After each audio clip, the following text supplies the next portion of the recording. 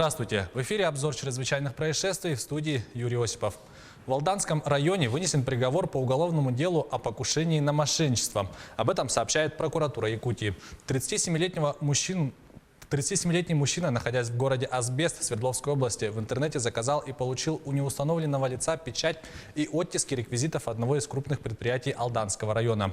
При этом, имея паспортные данные 6 лиц, не являющихся работниками предприятия, сфальсифицировал документы о наличии перед ними предприятием задолженности по заработной плате. Впоследствии он направил их по почте в суд для получения судебных приказов о взыскании якобы имеющейся задолженности. После получения судебных приказов подсудимый намеревался предъявить их в банк, обслуживающий счета предприятия. Однако получить деньги ему не удалось. Суд сообщил в предприятие о вынесении судебных приказов о взыскании задолженности по заработной плате. Его приговорили к 3 годам и 4 месяцам условного срока с испытательным сроком на 3 года. В ночь на 10 ноября в здании спортивного зала средней школы села Кюндядя Нюрбинского района произошел пожар. В результате пожара огнем повреждено здание на площади 300 квадратных метров. Погибших и пострадавших нет. Причина, виновник и ущерб устанавливаются. На тушение пожара было привлечено 3 единицы техники и 15 человек личного состава. Алекминский предприниматель обвиняется в незаконной добыче полезных ископаемых. Как сообщает региональная прокуратура, в Алекминском районе предприниматель без лицензии добывал песок. Прокуратура района инициировала по результатам проверки возбуждения в отношении предпринимателя дела об административном правонарушении. Мужчину оштрафовали на 30 тысяч рублей.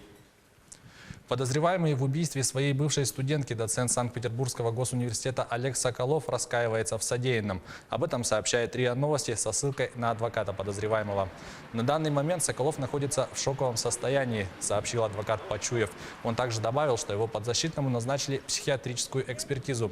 Версия защиты пока построена на том, что Олег Валерьевич действовал под каким-то сильным фактором. Что-то на него сильно повлияло, заявил адвокат. По его словам, это могло быть состояние патологического опьянения или состояние аффекта. Пачуев указал, что мотив преступления предстоит выяснить следствию.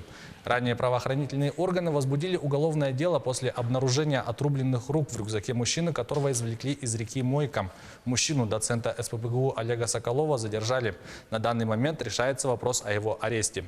По сообщению РИА Новости, в квартире Соколова было обнаружено тело жертвы, бывшей ученицы доцента и его возлюбленной Анастасии Ещенко. По словам Пачуева, Соколов оформил явку с повинной. Олег Соколов – кандидат исторических наук, специалист по военной истории Франции. С 2000 года он является доцентом кафедры истории нового и новейшего времени СПбГУ. По меньшей мере 3 человека погибли и несколько пропали без вести на востоке Австралии, где бушуют лесные пожары. Огонь разрушил 150 домов. Эти цифры привели власти штата Новый Южный Уэльс.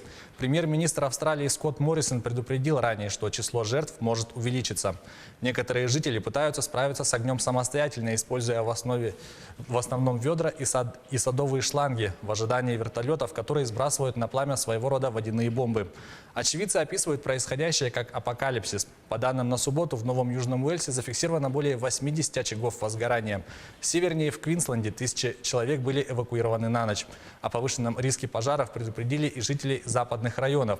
В этом году леса в Австралии загорелись еще до наступления лета, поскольку многие территории уже страдают от засухи. Сухая ветреная погода сильно осложняет тушение, при этом до вторника синоптики не ожидают улучшения. Это была рубрика «Чрезвычайные происшествия». Берегите себя и до встречи в эфире.